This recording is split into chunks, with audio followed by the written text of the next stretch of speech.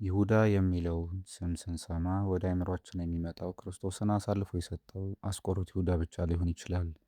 ነገር ግን በዚያው ስም የሚጠራ ስለ ክርስቶስ ፍቅር ዓለምን በወንጌል ብርሃን ያበራ ሌላ ታላቅና ቅዱስ ሐዋርያ እንዳለ ያውቃሉ?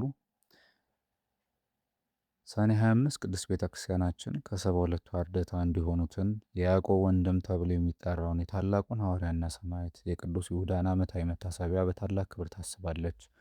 ዛሬ የምንሰማው ትረካ የጻድቅ አባት በጨለማው ዓለም ውስጥ ያበራውን የእምነትና የጽናት ገድል የሚተርክ ውብ የታሪክ ገጽ ነው። ታሪኩ እንዲህ ነው። ቅዱስ ይሁዳ ጌታችን ኢየሱስ ክርስቶስ ወንጌል እንዲሰብኩና አጋንንት እንዲያወጡ ከላካቸው ከሰባ ሁለቱ አርድእት መካከል አንዱ ነው። ጌታችን በክብር ካረገ በኋላና መንፈስ ቅዱስ በሐዋርያት ላይ በወረደ ጊዜ ቅዱስ ይሁዳ ዕጣ ደርሶት ወደ ተለያዩ የአሕዛብ አገራት በተለይም ወደ መሴጴጦሚያና ፋርስ ተጓዘ። በዚያም ጨለማ በነገሰበት ጣዖት በሚመለክበት አደባባይ ቆሞ ያለ አንዳች ፍርሃት የክርስቶስን ትንሣኤና አምላክነት በድፍረት ሰበከ።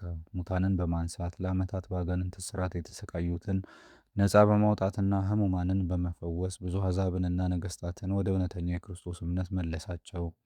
ይህ ታላቅ አባት በአገልግሎት ላይ ሳለ በአዲስ ኪዳን ውስጥ የምታገኙትንና የይሁዳ መልእክት የምትባለውን አንዲት ምዕራፍ ያላትን ድንቅ መልእክት በመንፈስ ቅዱስ መሪነት ጻፈ። በዚህ መልእክቱ ላይ ክርስቲያኖች ከክፉ መናፍቃን እንዲጠበቁና ለቅዱሳን አንድ ጊዜ ፈጽሞ ስለተሰጠች እምነት በትጋትና በጽናት እንዲጋደሉ በጥልቅ መከረ። ይሁንና የእርሱ ስብከትና ተአምራት የጣዖት አምላኪዎችንና የክፉዎችን መቅደስ ስላወደሙ ከሃዲያን መኮንኖች በቅናትና በቁጣ ተሞሉ፣ በብዙ ስቃይም አሰቃዩት። እርሱ ግን መከራውን ሁሉ እንደ ክብር ቆጥሮ በትሕትና ተቀበለው። በመጨረሻም ሰኔ 5 ቀን ስለ ክርስቶስ ስም ሲል የሰማዕትነትን የክብር አክሊል ተቀዳጀ።